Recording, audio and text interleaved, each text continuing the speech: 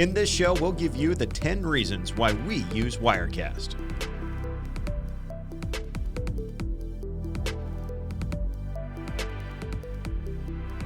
This is the Tech and Teaching Podcast on Striv. I'm Eric, that's Jordan. No last names, no titles, no nothing. Straight into it. Last week, we talked about the hardware. We talked about Macs and PCs, the different specs, get an M1, get a lot of RAM, whatever it is you might be using to stream. And now we're talking about the software side. And this is the, you need the software, you need the encoding to push the stream to whatever your destination is, whether it's a Strive channel, whether it's some other platform. And so there's 10 things that we came up with, and we started doing the list, and we ended up with 12. So I'm sorry, the title is very misleading.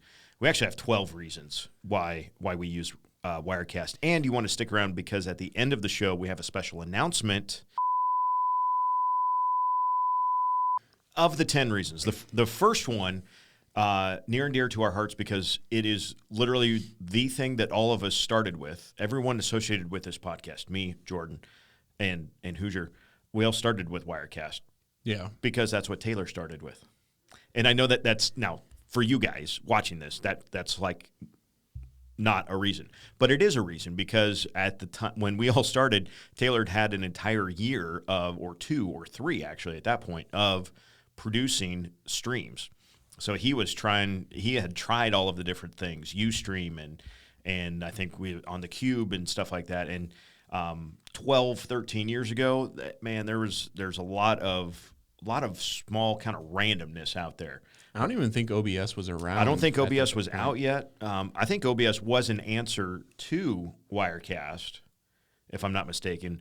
But Wirecast was really the thing that across all of those different tools that really kind of stood out as this is a solid product. This is something that can be kind of scalable, and it was as the idea of what Strive could be as a company was evolving. Wirecast was kind of one of the tools, one of the pieces to bring together, and that's what Taylor did. So when we say that, that's because that's what Taylor used. There was actually a lot of use behind it. It wasn't just Wirecast there, okay, and then we move on. And you used it as well before, because if you don't know, in Jordan's previous life, he was an auto mechanic.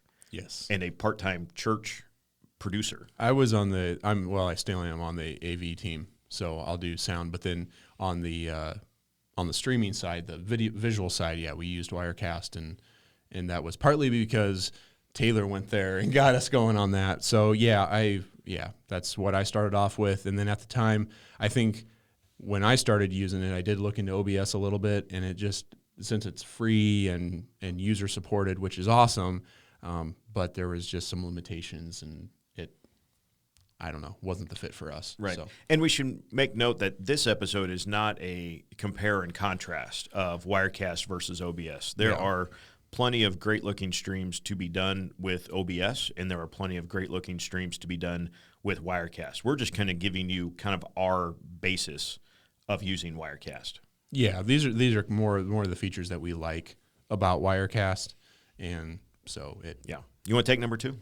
Yeah, sure. And this is number 2 is kind of my favorite piece about it, and that to me what distinguishes it apart from OBS per se is the layer base. It has a layer based system, so you can really, unlike OBS, where you're going to make every scene. Or at least in my mind, you have to make every scene that you possibly could want, and then choosing that one. And so you have scads of scenes.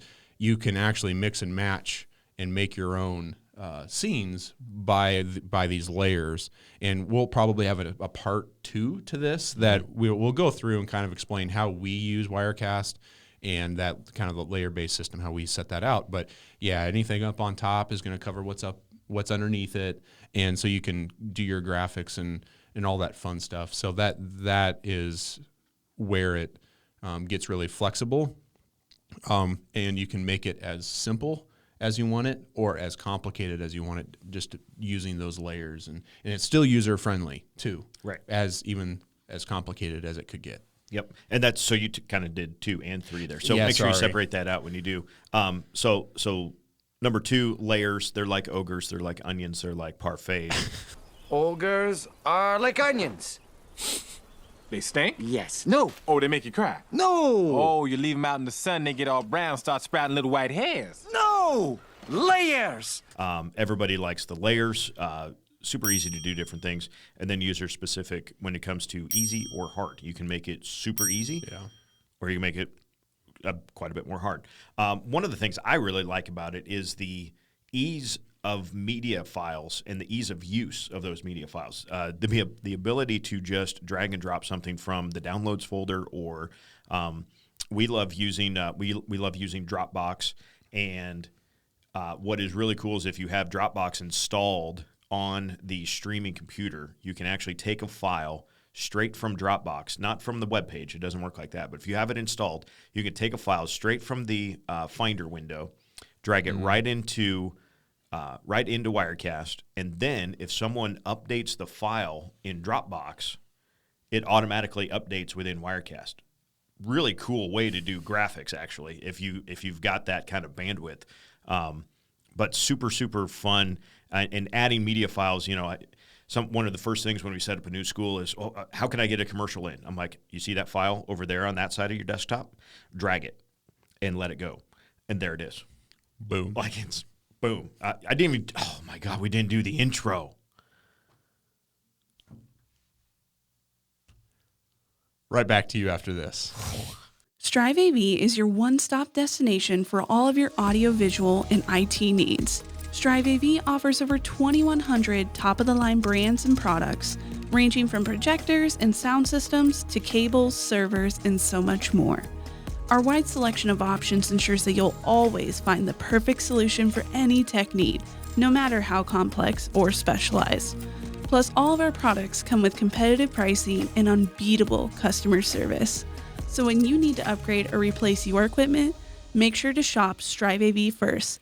So head to strivav.com. That's STRIVAV.com. So the media files, using the media files is super, super easy and very easy to manipulate. Also, the fact that you can drag and drop them within the layers. You can move stuff around in the layers is very, very easy. So if you want to change what your scene kind of looks like or how it stacks up, you can sure do that too. I concur. Great. Wonderful. I'm glad you do. Number 5, a basic replay function.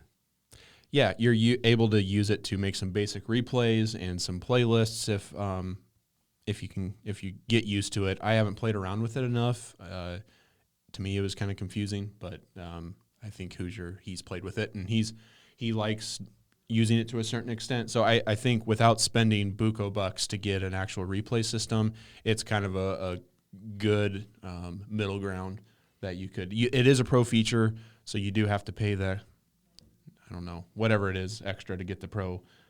But yes, that is a feature there that is nice to kind of create just a few highlights here and there. Right, and one of the things that I found, once you have it set up, it's pretty easy to run because you set it up and you tell it which layer to put the replay shot into. You can tell it actually exactly what you want to capture. So you can actually capture just the video input and not have audio with it. So if we do obviously a lot of sports broadcasting, and so if you think about, well, we want to capture the replay of the play, but we don't want to capture the audio because we don't want to play back the audio that was with the video while it was being live. Well, you don't want your announcers to literally talk over themselves, right? So you're going to capture. So a lot of the confusion and the difficulty comes from the setup, but once you have it set up and you have that workflow figured out, it's actually pretty easy. Okay. Word of note, I have had a school that just got and started really playing with replay over the winter sports season, which is just concluded here in Nebraska, and they weren't deleting the replay shots, and so they ended up with like 45 shots still in Wirecast. Oh, wow. You do have to delete those one by one. There is no bulk delete out of the shot layers of the Wirecast. So that's just something to keep in mind. Number 6 on our list is the secondary live output, and this is super handy for announcers. It is super handy for video boards. Kind of the possibilities are endless when you talk about that. But Jordan, talk a little bit more about the secondary live output. available in Wirecast. Yeah, you're able to basically set up a alternate video feed to wherever you want. If it's on a video board or for the announcers as a confidence camera, or in the commons, wherever you want to go with it. That's pardon me, completely up to you. And you could even, this will kind of bleed a little bit into our next point, but it does have an NDI output. So if you wanted to, if you have an NDI, like a bird dog NDI converter, you could just set up an NDI converter at your Commons TV and have that pointed at that NDI source and have it pull up there. So it just goes all over your network and it shows up wherever you want. So that's kind of a cool feature that I believe that is a pro feature. So you'll have to upgrade for that. But it just gives a lot of flexibility. So your announcers are all on the same page. They don't have to kind of glance over at the computer screen or, depending, they might not even have access to the computer screen depending on where they're located. But that's a great way to do that. And I think you guys did that to get replay down on the floor for state basketball, just in case the officials needed that. Yep, sure did. Had the live output from Wirecast in our case did go to, and we did it wirelessly. So we used the SWIT technology.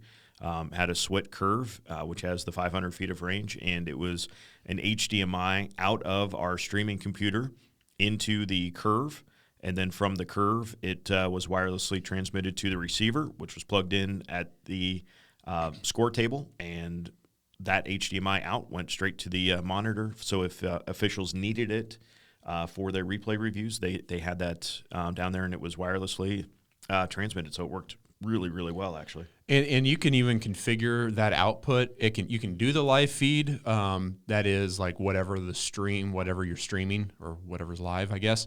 Commercials and all that other stuff. But you could also configure it that if you had multiple inputs, this would be more if you had a couple capture cards or a Blackmagic deck link where you can have that for HDMI, for SDI, that you're able to make a multi-view monitor out of it. So if you do need for some reason a multi-view monitor somewhere else and want to use Wirecast to do that, you're definitely able to do that. Our next reason why we like to use Wirecast is the NDI inputs. Jordan alluded to the NDI outputs as well, but it can accept NDI inputs. So you can have sources over your network brought into Wirecast, and it's not they show up if you have cameras or whatever it is that's an NDI source. It can pull it into Wirecast pretty easy, actually. Yeah, and that's kind of fun when you want to get involved more with. You can do it like what Eric said with cameras, but the graphics piece is kind of cool with NDI. You could use OBS and use that as your graphic software, and then NDI output of OBS into Wirecast, and then they can mix that in. Or Tidler Live has a sports broadcasting package that can also NDI out, pull that into Wirecast, and that comes with NDI input is standard on all versions of Wirecast, so you don't have to have Pro for that, which is really nice. But that's another feature that if you do have NDI cameras and you have a beefy enough laptop, that's another thing that you kind of have to watch out for. You might want a bigger laptop if you want to do all NDI workflow. Right. But it's there as an option, and I think it's really, really cool. Absolutely. Number 8 on our list is ISO recording of your inputs, and this is especially handy. A downside to this one in particular is if you are using an external switcher. So in a lot of our setups, we are talking about a switcher like the A10 Mini. We talked about that during our capture cards. You might have the AV Matrix. You might have a Roland. We have the bigger Blackmagic Television Studio. All of those external switchers are coming to Wirecast as one source. However, if you have the computer, you wouldn't need it. You wouldn't do it on an Air. But if you had a MacBook Pro and you had multiple sources coming in, maybe you have 2 different capture cards. You could have 2 different capture cards and a USB soundboard, something like that. You could actually ISO record all of those inputs, and they would all come in as their own replay shot, if you will. That would be one way to do replay with a different camera angle is you could actually split a camera before it got to a switcher, and you can have an ISO shot coming in to Wirecast as a separate, and then you could, when you hit your ISO record and hit your replay, that's actually, you would see just that second camera view. That would be the way to do that. That would ISO recording, so you don't have to have all those different splits and capture cards, would work really well with the NDI inputs, and that way it's just all the same, basically. But if you do want to do that, I'd probably suggest looking at Wirecast gear or something like that, and then that way they can be custom built to your needs, and that way they have all the right hardware for that, because that could NDI inputting, and if you NDI out and ISO, that's a lot of computing right there. So that'll be a special thing. Right. Next on our list is the multiple destinations when streaming. Just this past weekend, used Wirecast to stream to both Facebook and a Twitter account at the same time. We've had schools use a Striv channel and a YouTube channel. We have streamed. I've streamed at the same time. I've streamed to a Striv channel, a Facebook channel, and a Twitter account on our Friday Night Live show. So, as again, it becomes a bit of a resource hog when you're talking about the laptop or computer that you're using. So, if you've got a laptop that can handle it, you can output quite a few destinations at the same time, multiple channels at the same time. What is really kind of cool, I've seen some schools use different audio sources and actually use one version of Wirecast, and one destination is an English version of an event, and one destination is a separate channel, but it is a Spanish version of the same event, and it's really kind of just run through one Wirecast. They actually did that with 2 machines. Take back everything I said. But scratch that whole thing. But you could do it. This segues into number 10. It does, because audio mapping. They could have had 2 soundboards plugged into that computer, and then when you configure your 2 destinations, you can on Wirecast Pro, you can choose which audio source that you want to be associated with that stream. And so yes, you could have one camera crew split it between 2 different destinations and have English on one and Spanish on the other, and you're good to go. So that's a really cool feature of you're able to kind of do a bilingual or multilingual broadcast with the same crew and one computer. One computer, the same set of camera people, 2 soundboards. Yep. Essentially. Very cool. All right, so now our bonus editions, our bonus thoughts, if you will, on the 10 reasons why we use Wirecast. Number 11 is the ability to use an iPhone as a camera input. And this has been around for a while. It's gotten much better now, especially on the Mac side. When you've got the continuity camera, you can open up Wirecast and if you have the same iCloud signed into both the computer and the phone, it will literally kick on your phone, and suddenly your camera on your phone is now available directly in Wirecast. That's creepy. It just turns on and starts looking at you. I don't know if sometimes it's a little creepy, but that's a 1080 camera on, so it works great if you're doing a Zoom call or something, or you're doing a selfie mode. It just pops up and it's right in Wirecast, 1080 camera. You don't need necessarily the really nice DSLR. We like our nice DSLR. We like our nice lights. But if you were just, man, I got to get something recorded now. I got to record it in Wirecast because I want some other graphic stuff on top of it. Here's my phone, continuity camera. It's in Wirecast. You're done. No capture card required. Pretty cool. Boom, done. Boom, done. Knowledge, bomb. And the last one is Rendezvous. And Rendezvous has been around as well within Wirecast for a while. And again, it's overgone some different iterations over the years. It is kind of like Zoom built in to Wirecast. Yep. It's very easy to create the shot, create the rendezvous meeting, if you will. It creates a link. You email or send that link to your guest. They click on that link, enable their camera, enable their microphone, and now you have a remote guest in. It's a cool way to do an interview with with someone who is not in your school or in your location, wherever that might be. Pops open the camera on their laptop, off they go. Pops in phones as well, because that's how I would do Friday Night Live with Tony and Mike. They would be at whatever football game. I would be here at the studio, and I would just text them the link. It would open up on their phone, and we were talking in the show just as fast as that was. And wouldn't you say that Rendezvous is kind of like StreamYard? They're very similar in how they operate. Yep. So if you haven't used StreamYard, that's another streaming software, similar-ish to web-based. I would say it's web-based, but it kind of does basically the same things as Wirecast, but super easy to do interviews with StreamYard, because you are, again, creating that link, send it to your guest, and their camera opens right away, and they're in the show. So it's very similar in that regard. Obviously, you have more of the functionalities of a bigger production with doing it through Wirecast than you do with StreamYard. But yeah, same kind of thing. Yeah, absolutely. And so that's 12 of them. And so if you have your favorite feature of Wirecast, or of a really cool feature of a different software, but just put that down in the comments below and tell us what your favorite feature is of your streaming software. But yeah, that is what we like about Wirecast. It is indeed. We have a special announcement. We're going to go live again soon. And, we have to make sure Jordan is properly caffeinated for it. But at the end of the month, on the 29th, March 29th, we will be going live 3:45 p.m. Central Time for an AMA style. It worked really well last time. Yeah. We will encourage submission of questions on the Striv Education Slack.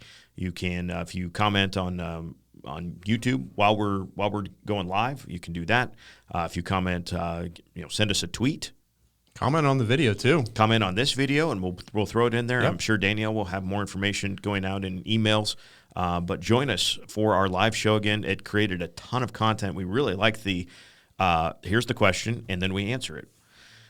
That way we know what to say. Otherwise, we end up just rambling. This one, we rambled so long, we thought this was going to be 10 minutes, and now we're here 35 minutes, and we're still not done. So who knows?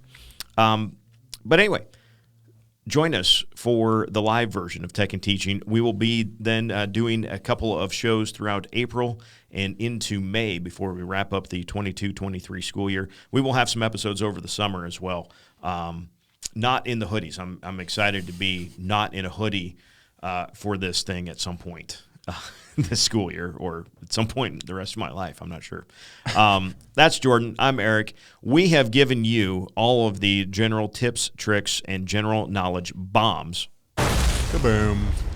about how to get your school's live stream or podcast and take it to the next level. Thanks for joining us on the Tech and Teaching podcast. So long.